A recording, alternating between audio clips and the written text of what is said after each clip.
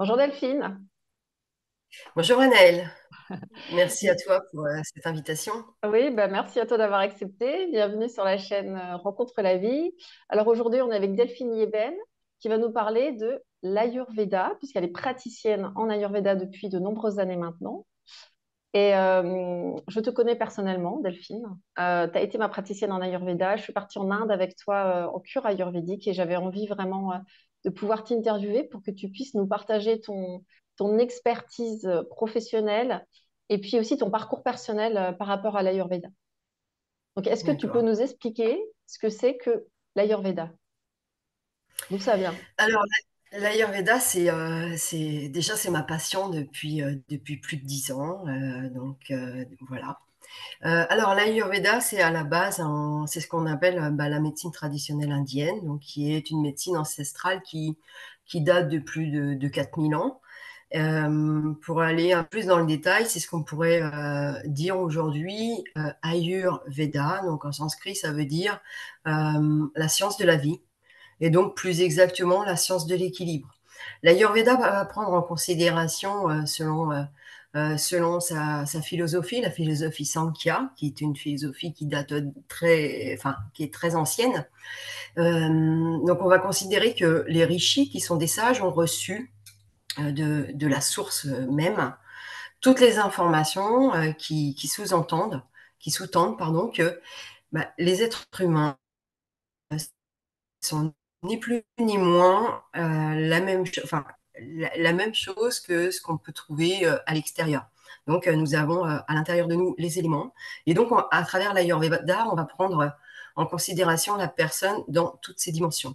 Au niveau corporel, au niveau physique, donc corporel, physique évidemment, au niveau mental, au niveau émotionnel, et plus exactement aussi au niveau de l'âme. Voilà.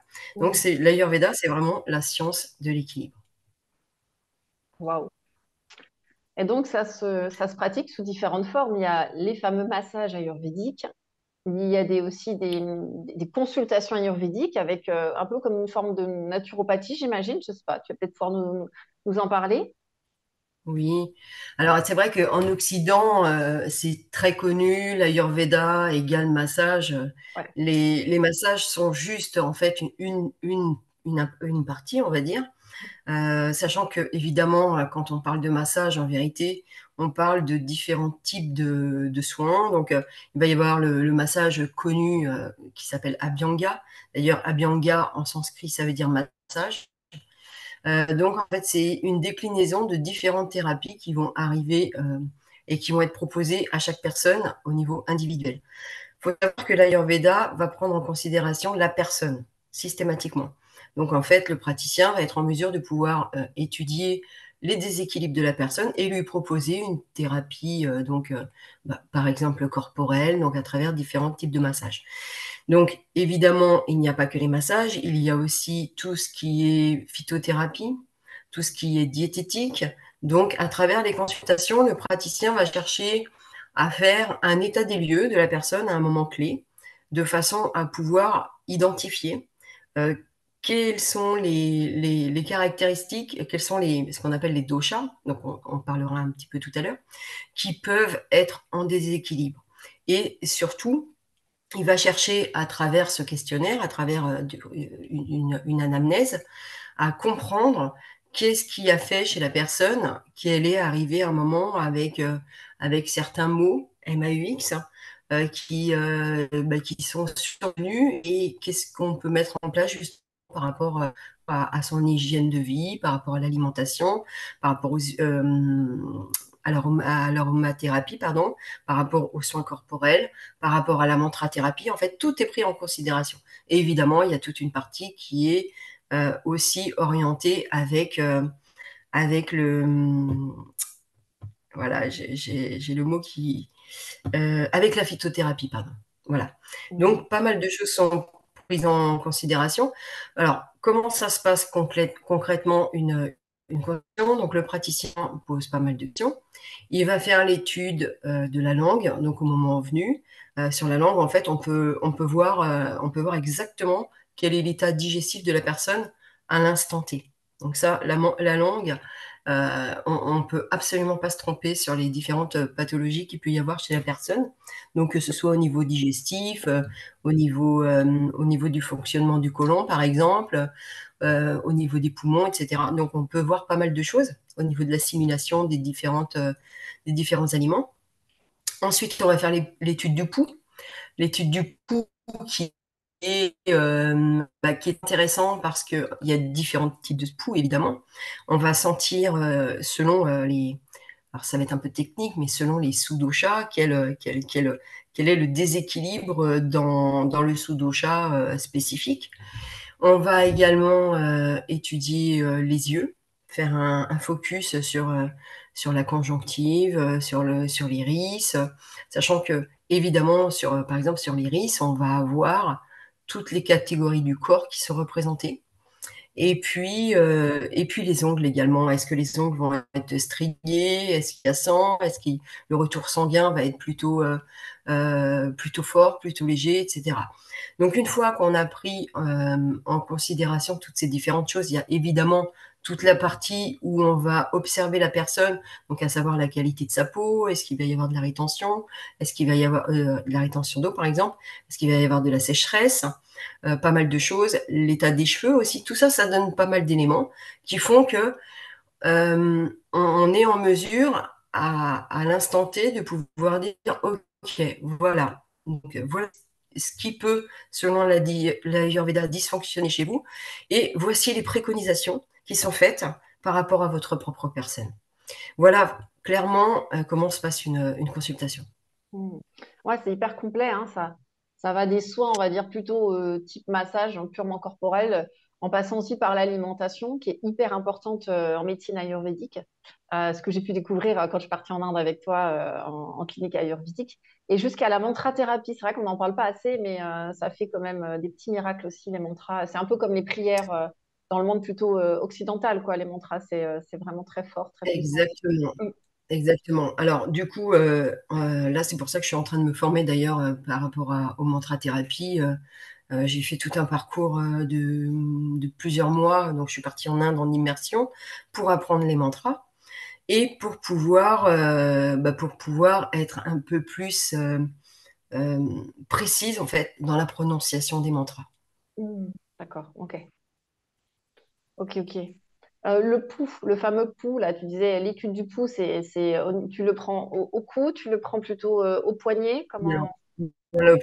on le prend au poignet. On le prend au Ok. poignet et en fait, on le prend avec trois doigts et on va chercher à se connecter à l'énergie vraiment du Vata, du Pitta et du Kapha, donc qui sont les énergies primordiales de la personne. Ah bah justement, ça, ce sont les doshas, non? Voilà, Si ma mémoire est bonne, du peu que je connais. c'est ça. Est-ce que tu peux nous en parler justement de ces doshas en médecine ayurvédique, le fameux pitta, le kapha et le vata? Qu'est-ce que ça représente? Quel type d'énergie ça représente? Quel type de correspondance on va avoir au niveau humain sur ce type de différentes catégories? Alors, déjà, tout bonnement, dosha, ça veut dire impureté. Voilà. D'accord.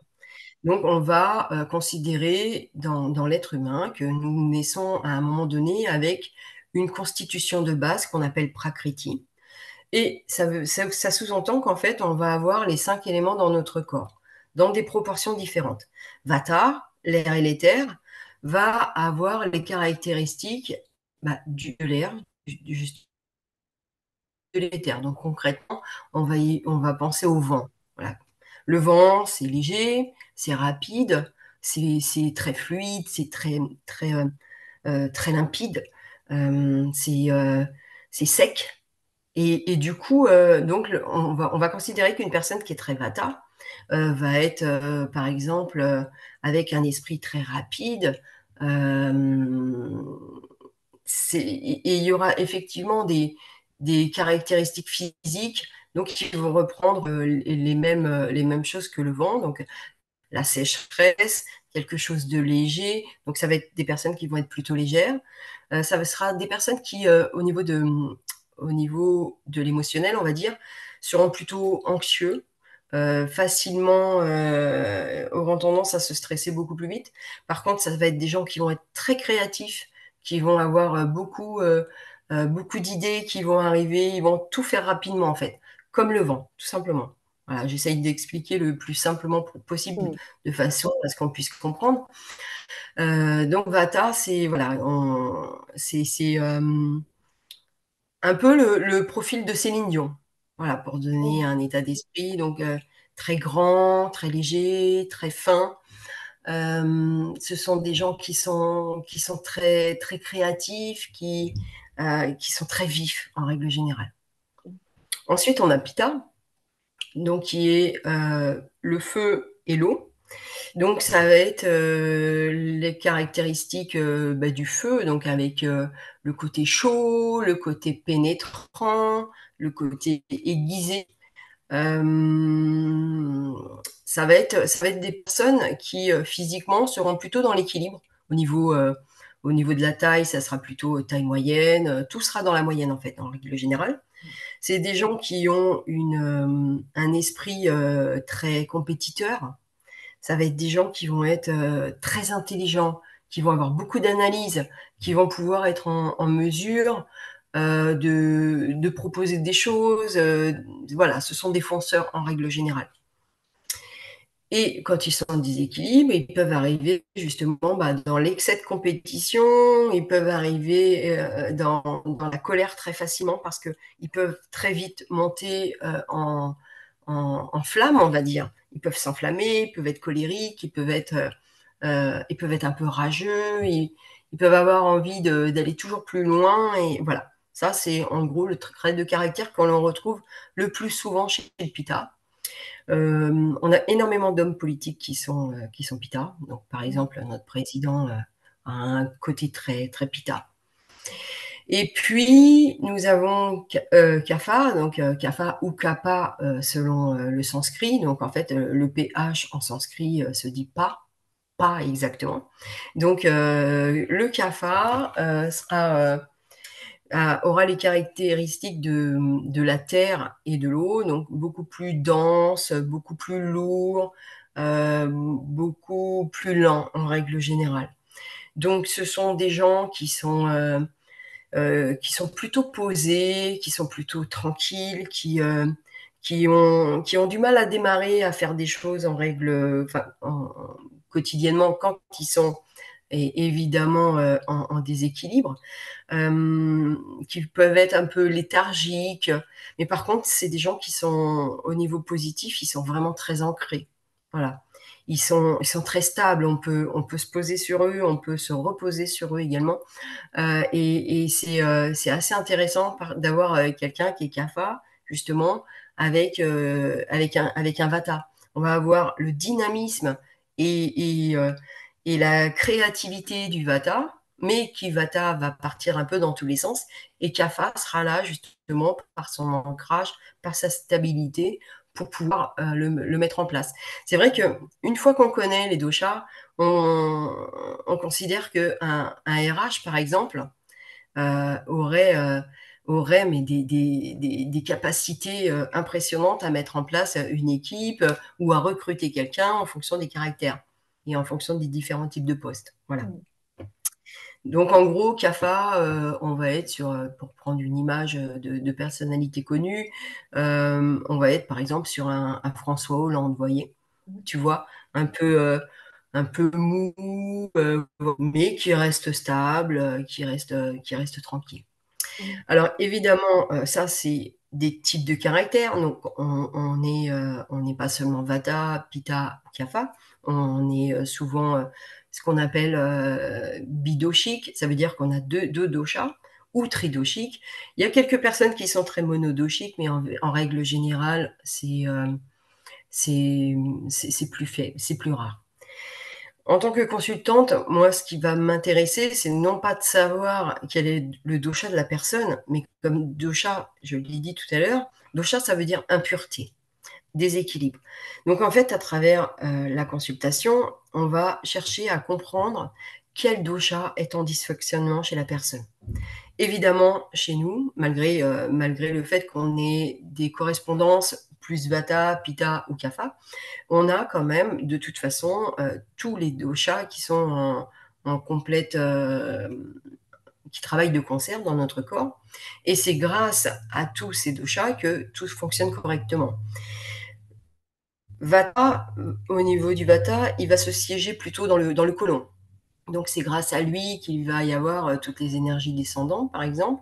C'est Prana qui va nous apporter, c'est grâce à Prana que je suis en train de parler actuellement, qu'on est en train de mouvoir nos gestes. Prana est aussi responsable, on va prendre l'image, j'aime bien prendre cette image-là en consultation parce que ça permet aux personnes de comprendre comment ça fonctionne. On va prendre l'estomac. L'estomac, on va appeler ça le cuiseur. On va avoir l'énergie du Vata, donc le vent du Vata, qui va venir attiser le feu du Pitta. Et en gros, on a l'eau du Kapha qui va faire en sorte de protéger toutes les parois. Imaginons s'il y a trop de vent, évidemment, le feu va être beaucoup trop fort et du coup, ça va brûler. Donc là, on va se retrouver avec des problèmes gastriques, des différents déséquilibres, des différents soucis d'assimilation, par exemple.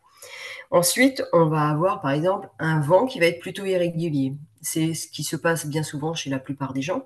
Donc du coup, ça veut dire qu'un coup, il va y avoir une bonne digestion, un coup, la digestion va être beaucoup plus lente. Et en fonction des aliments, du coup, forcément, il y a des toxines qui vont se créer dans le corps et ce qui va créer ce qu'on appelle AMA, les toxines. Voilà. Donc en gros, c'est très schématique, mais l'idée c'est que chacun puisse comprendre. C'est vrai que c'est des mots qu'on n'a pas spécialement l'habitude d'entendre en Occident. Et du coup, le fait de comprendre, ça permet de se dire, oui, effectivement, ce qui convient à une personne, évidemment, ça peut ne pas convenir à une autre personne. Parce que justement, c'est la science de l'équilibre. Et ici, euh, on a tendance, par exemple, dans une famille de personnes, on fait un dîner, les quatre vont manger la même chose. Sauf que, évidemment, on n'est pas du tout pareil. Donc, ce qui sous-entend que théoriquement, on devrait chacun avoir notre alimentation en fonction de nos propres besoins et nos propres capacités de digestion. Donc, ça veut dire que là, par exemple, si je suis en consultation avec toi et que tu t'aperçois que j'ai un dosha prédominant qui déséquilibre tout le reste, est-ce que par la consultation et tout ce que tu proposes dans la consultation, ça permettrait justement peut-être de raviver un autre dosha qui pourrait être rentré en équilibre et apporter cette harmonie, c'est ça en fait? Oui, c'est ça. Disons que la première chose qu'on va regarder, c'est à réguler Vata. Parce que Vata, c'est le premier à se déséquilibrer dans notre corps. Vata, comme il est mouvant, c'est lui qui va pouvoir, si rien n'est fait pendant un certain temps, va venir déséquilibrer le Pitta. Le Kapha, c'est le dernier à se déséquilibrer. C'est la stabilité, on l'a dit tout à l'heure, mais c'est aussi surtout la protection dans notre corps. Donc, à partir du moment où Kapha va commencer à se déséquilibrer dans notre corps, là, on commence à devenir, c'est beaucoup plus problématique. Donc, l'idée, c'est de retourner à la source, et c'est pour ça qu'il y a beaucoup de questions qui sont posées, à savoir, dans l'enfance, est-ce qu'il y a eu certains types de pathologies, est-ce qu'il y a eu des maux qui sont revenus plus souvent que d'autres, etc. Et en fait, on va pouvoir voir que bien souvent, une personne qui va se retrouver avec une endométriose ou une ostéoporose, on va rechercher l'historique et en fait, les causes, elles sont dès l'enfance. Et ça, Mm. c'est très intéressant, justement. Voilà. Ouais. Et justement, à travers l'alimentation, à partir du moment où la personne, elle vient en consultation, c'est qu'elle est déjà en mesure d'avoir fait son propre chemin ou qu'elle est en mesure de pouvoir prendre sa vie en considération, prendre son nouveau chemin. Donc, en fait, par rapport à l'allopathie, évidemment, nous avons tout ce qui est phytothérapie, mais la phytothérapie, sans l'hygiène de vie, c'est pas très utile en soi.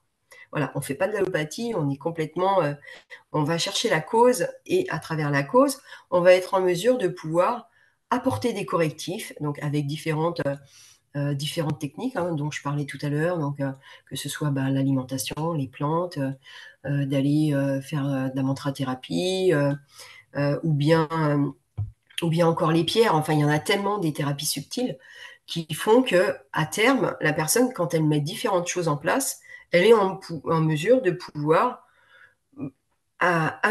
améliorer les choses et puis les transformer aussi, inverser la tendance. Hmm. Du coup, la Voilà. médecine ayurvédique, l'ayurveda, ça peut justement traiter les traumas, aussi les traumas d'enfance, quand il y a des symptômes physiques, quand il y a des pathologies. Ça, c'est pris en considération aussi. Oui, Ouais. complètement, complètement. C'est vraiment complémentaire avec le travail qu'on peut faire au niveau mental, au niveau émotionnel. À partir du moment où la personne, elle va être en mesure de pouvoir déjà dans un premier temps digérer les différentes émotions qu'elle a pu avoir qui sont restées bloquées sur le corporel, par exemple. Euh, Évidemment, ça vient en complémentarité avec plein d'autres techniques. Hmm. Tu peux nous parler un peu des massages? Parce que c'est vrai qu'on peut se faire très vite une idée en Occident en se disant, bon, c'est purement corporel. Et pour avoir essayé les massages, et j'ai même fait des cures de massage avec toi, je peux aussi dire que c'est très énergétique, que ça travaille à la fois sur le corporel et ça travaille beaucoup, beaucoup sur l'énergie, les différents plans et les différents corps énergétiques.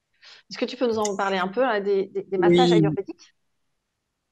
Alors, les massages ayurvédiques, il y a plein de types de massages.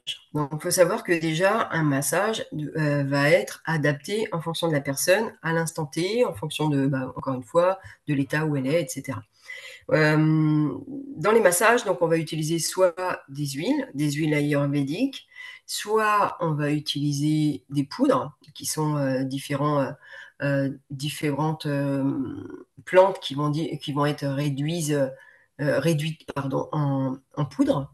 On va utiliser également ce qu'on peut appeler des bastis, donc c'est des sortes de puits qu'on va faire sur le corps de façon à pouvoir euh, on va dire, hydrater la personne. Si par exemple, je vais prendre un exemple très, très basique, une personne qui se sent malheureuse, qui se sent triste, voilà, qui manque de contentement dans le cœur. On va lui faire ce qu'on appelle, par exemple, Hridaya Basti. Hridaya Basti va travailler au niveau corporel, donc il va venir nourrir le cœur. Donc du coup, il y a toute cette faculté toute cette intelligence des plantes qui vont être mises en contact avec la peau et qui vont venir nourrir le cœur. Et donc, pour aller un peu plus loin, on va apporter du contentement dans le cœur. On a ce qu'on appelle également le fameux Shirodara, que tout le monde enfin, on connaît tous cette image de l'huile qui coule sur le front. Wow. Donc cette huile qui est juste magnifique et qui vient hydrater le système nerveux de la personne. Donc ça va être pour les gens, par exemple, qui vont être très stressés. Ça va être par exemple pour les personnes qui peuvent avoir des pathologies comme Alzheimer, qui va venir équilibrer le système nerveux. Donc les gens qui vont avoir aussi des problèmes de sommeil ou simplement qui ont besoin de faire off au niveau du mental. Et puis ça vient aussi apporter un bien-être qui est très profond. Donc c'est ce qu'on appelle le joyau de l'Ayurveda. Mais pas que, c'est vrai qu'en Occident, on voit beaucoup ces images avec l'huile qui coule, etc. Mais il y a tellement de types de massages qui sont extrêmement bénéfiques. Par exemple, les pochons également. J'y pensais, Euh, justement, voilà, j'y pensais. Podikidzi, Navarakidzi, donc ce sont des pochons qui sont remplis soit de plantes en poudre, soit de riz, pardon, même de sable parfois. Et en fonction de ça, on va les faire de différentes techniques en fonction des différentes personnes. Il y en a certaines, par exemple, qui vont avoir trop de feu, trop de pitta. Donc là, on va être plus sur un arakidzi. Donc là, on va avoir des, des, des pochons qui sont remplis de riz, euh, mais pas que du riz comme ça, c'est du riz qui a été cuit selon certaines préparations, avec différentes décoctions, et qui sera trempé par exemple dans du lait, qui aura été travaillé en amont, etc. Et qui va faire qu'en fait la personne, ça va lui retirer son feu. À l'inverse, on va avoir des personnes qui vont avoir des problèmes au niveau des articulations. Donc là, on va utiliser plutôt des pochons avec certains types de plantes où on va tremper aussi dans l'huile chaude et du coup, ça va venir ça va venir nourrir en fait, par exemple, si c'est une arthrose ou des douleurs tout simplement. Ça, c'est extrêmement agréable. Mm, Donc en fait, il y a différents types de massages qui sont vraiment adaptés en fonction des personnes. mm. Du coup, par exemple, pour le cas de la fibromyalgie, ce serait justement les pochons trempés dans de l'huile chaude. Ça dépend Ça va dépendre. vraiment. En fait, Ouais. on peut vraiment pas. Le problème, c'est que si aujourd'hui on met un certain type de soin par rapport à une pathologie, on fait de l'allopathie en fait. Donc Mm, du coup, ça dépend vraiment de la personne. Mais bien souvent, effectivement, si la personne elle est en crise et que c'est très chaud, on va essayer de refroidir, effectivement. Mais après, faut aller chercher le déséquilibre. D'où vient le déséquilibre de la fibro? Dans le sens où, bien souvent, bah, c'est aussi un déséquilibre du vata. Donc, est-ce qu'on va pas traiter dans un premier temps le vata? Voilà. Donc, vraiment, tout est à prendre en considération en fonction de la personne. mm. En tout cas, moi, c'est comme ça que je travaille. Ouais, ouais, ouais. Je te connais depuis plusieurs années. Tu as toujours travaillé comme ça, prendre le temps de discuter avec la personne, de justement, voilà, de prendre en considération tout son environnement, sa façon de vivre, quelles sont ses pathologies, etc. Donc, il y a vraiment une. Je trouve que, en tout cas, à l'époque, tu prenais bien le temps de discuter avec ton consultant, ton patient, je sais pas trop comment tu Oui, l'appelles. oui, Et oui, après, il y mais a c'est vraiment quand quelque tu... chose sur mesure, quoi. Ça a toujours fait partie de ta façon de travailler. C'est du sur mesure. Donc, ouais, c'est important de le dire. En effet, c'est du sur-mesure pour chaque personne. On peut rien enfermer, aucune pathologie pour tel massage ou autre. C'est tout pris en considération en l'instant. Et après, bah, voilà, c'est toi qui te laisses porter par ce qui est là comme information. Et c'est vraiment des moments de détente incroyables, hein. Moi, je me souviens qu'on a Oui, beaucoup travaillé sur ce fameux Vata, là, ici, là, chez Annelle, qui oui, oui, partait oui. dans tous les sens, tu te souviens? Ouais, je me souviens très On bien, a fait ça effectivement. quelques années quand même. Ouais, ouais, ouais. Mais voilà, après, c'est vrai que c'est bénéfique parce que ça permet de lâcher aussi pas mal de choses et qui font qu'aujourd'hui, bah, du coup, les personnes, elles avancent sur leur chemin. Et pour en finir enfin, pour compléter ce que tu disais tout à l'heure par rapport à l'énergétique, il faut savoir qu'en fait, on a ce qu'on appelle des koshas, qui sont des couches. Voilà, on va considérer qu'on a 5 corps. En fonction de ces différents 5 corps, évidemment, quand on va travailler sur les corps, on va travailler aussi en énergétique. C'est juste une évidence. Il faut savoir aussi que les huiles utilisées, en tout cas pour ma part, sont que des huiles ayurvédiques, donc que je fais venir de cliniques, que je fais venir de laboratoires en Inde systématiquement, ou que je vais chercher, hein, parce que c'est de plus en plus compliqué à faire venir de l'huile d'Inde actuellement, enfin plus compliqué entre guillemets. Disons ils ont fermé au niveau de la poste là-bas. On ne peut plus envoyer directement par la poste des huiles, donc il faut prendre un transporteur. Donc c'était moins facile qu'avant.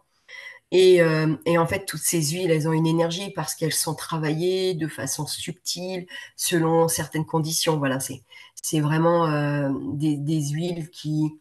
j'aime bien prendre ce processus. Bah, d'ailleurs, souviens-toi de la petite pharmacie, Oui, voilà, c'est dans notre exactement clinique. l'image que j'avais, les grosses marmites. Exactement.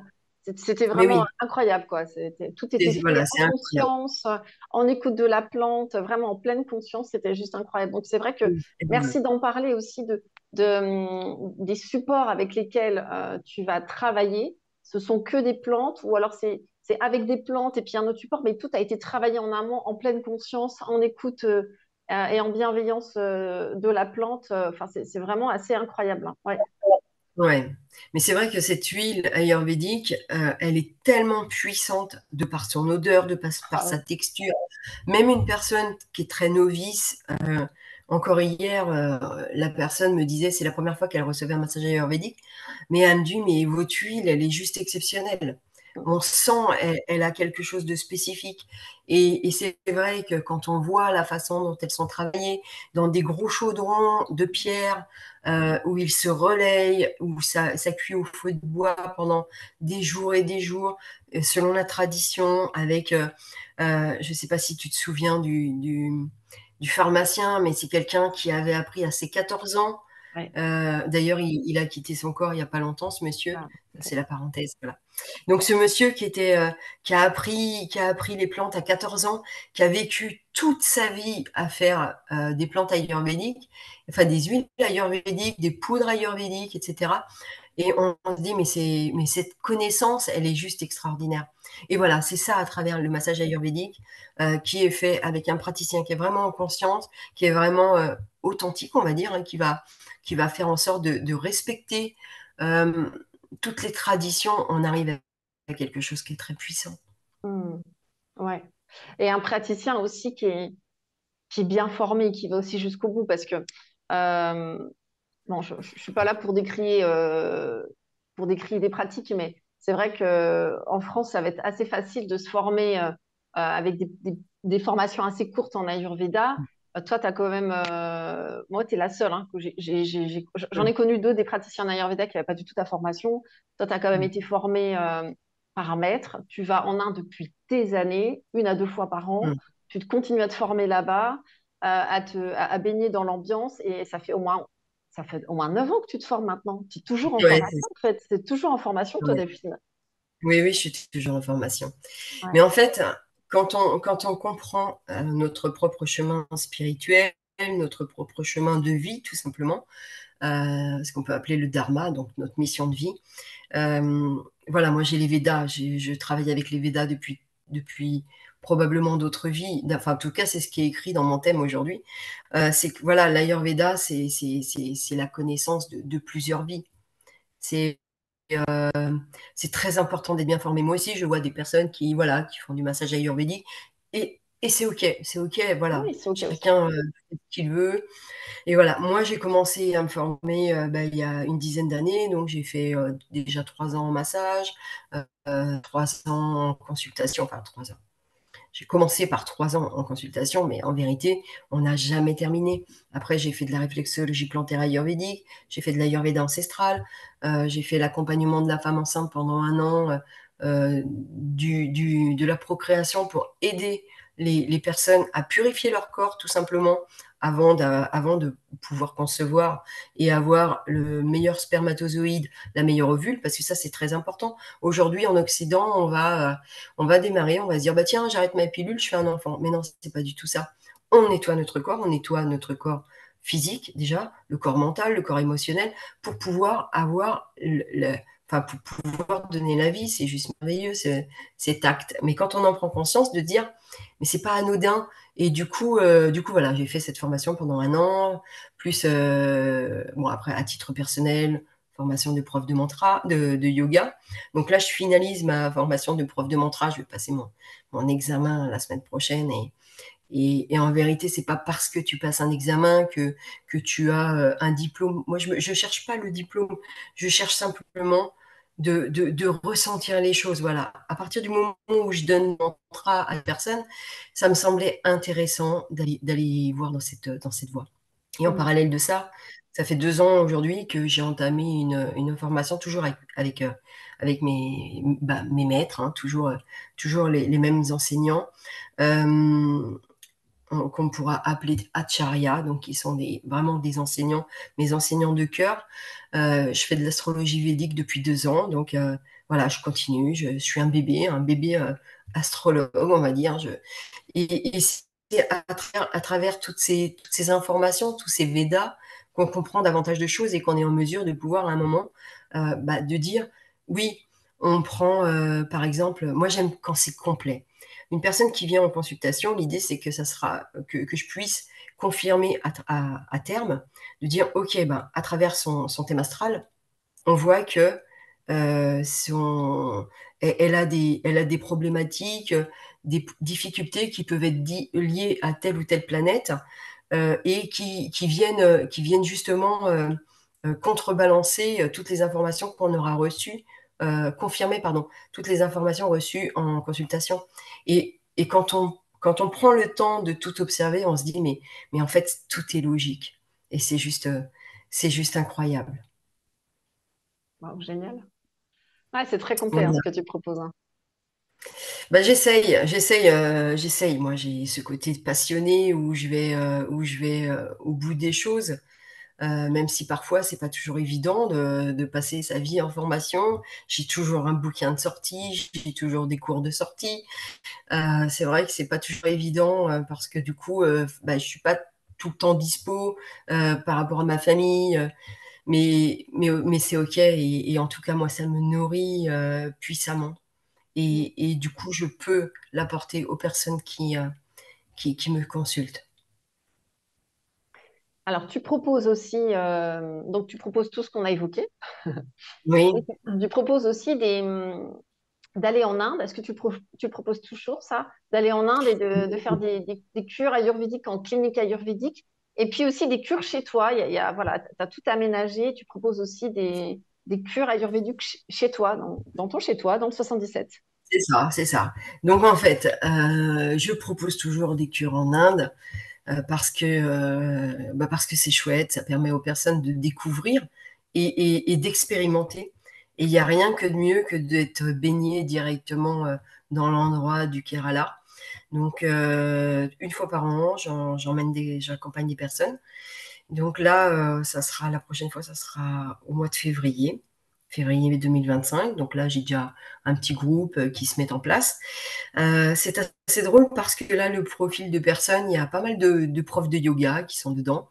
Donc, du coup, ça permet aussi, en plus de la cure, bah, de venir expérimenter et partager avec d'autres personnes.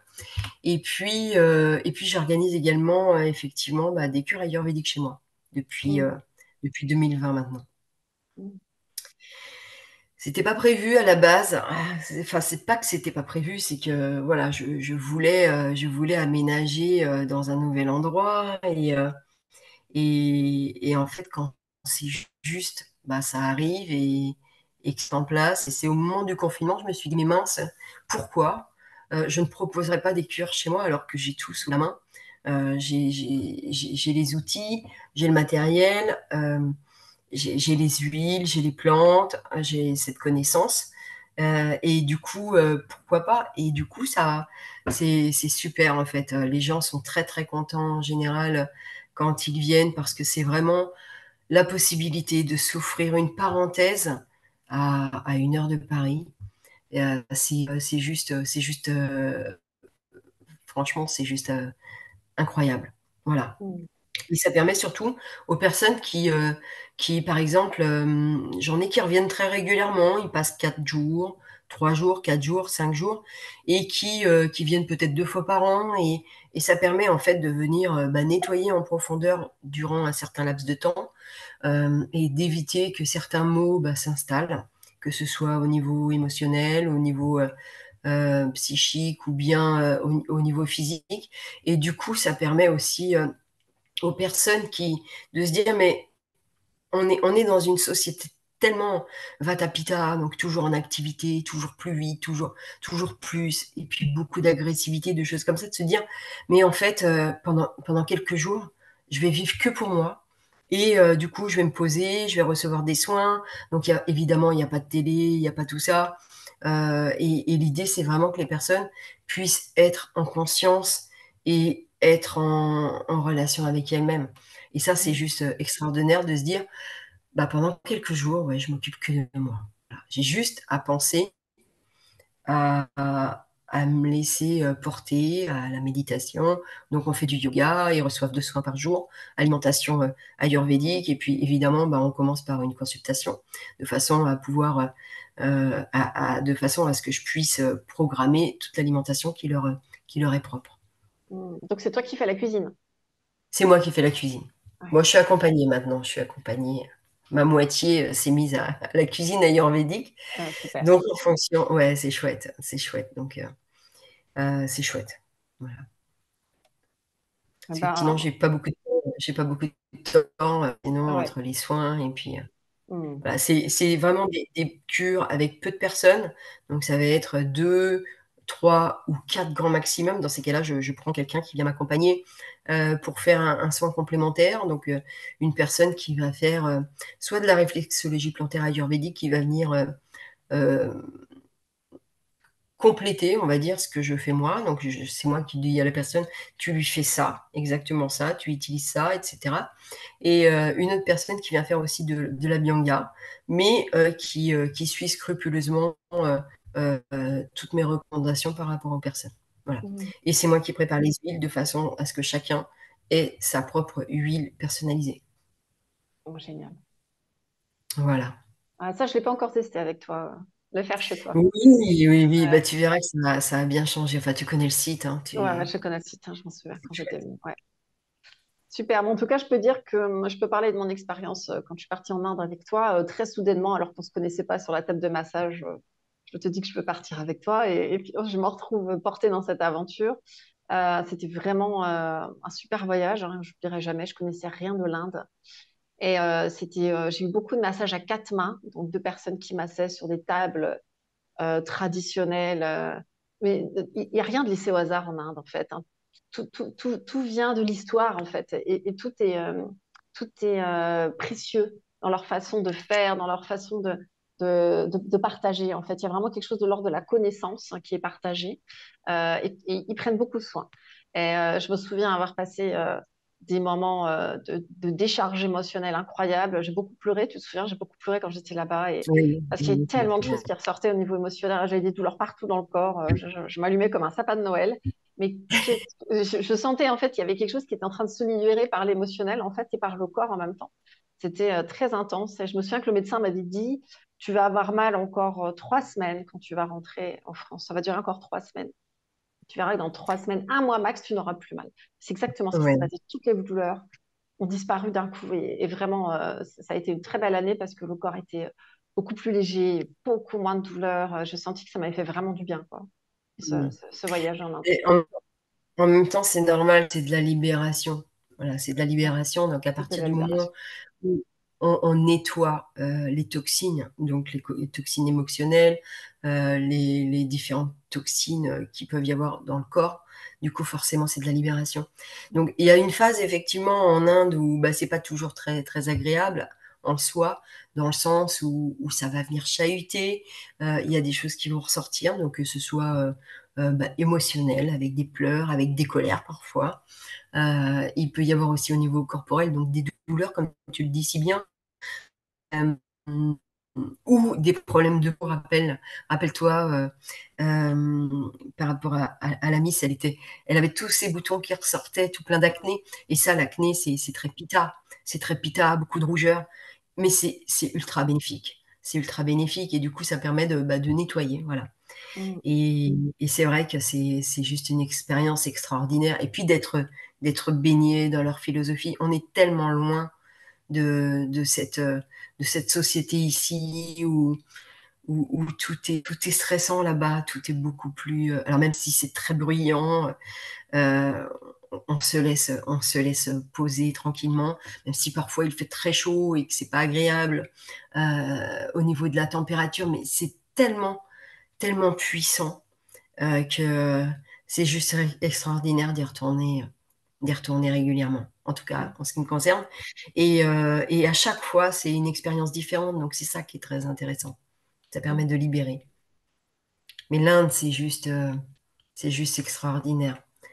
La plupart des gens disent soit on aime, soit on déteste. Il n'y a pas de demi-mesure avec l'Inde, en fait.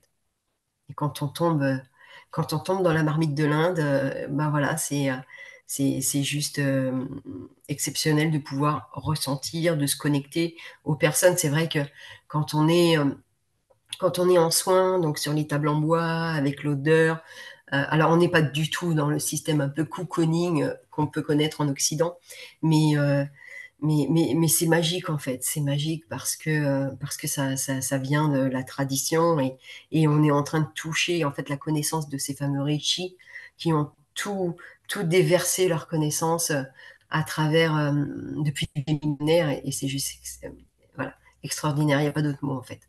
Mm. En tout cas, ouais, merci pour ce partage, Delphine. Je ne sais pas si tu as autre chose voilà, à nous partager, à communiquer sur ta pratique, sur l'Ayurveda. Non, sur ma pratique, voilà. Donc aujourd'hui, j'organise des formations Ah, parce que c'était la suite logique en fait. Et ça fait partie de mon thème astral pour le coup.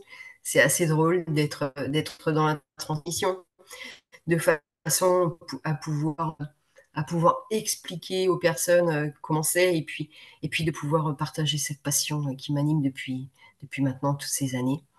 Et du coup, voilà, j'entame un parcours de formation. Donc là, je suis en train de me faire agréer en tant que formatrice reconnue par Ayurveda en France. Et voilà, donc j'attends le retour. Et c'est très intéressant de pouvoir partager sa passion, en fait. Mm. Bah, super. En Voilà, tout cas, merci, merci d'avoir accepté l'interview et ça me ferait très plaisir de peut-être de venir chez toi pour justement quelques jours de avec, soins. Ça avec pourrait être vraiment plaisir. chouette. Avec Voilà. plaisir.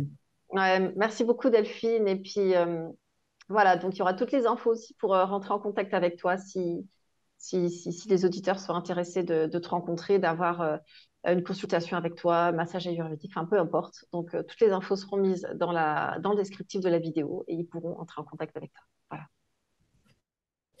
Ok, bon, ben, merci à toi pour cette interview.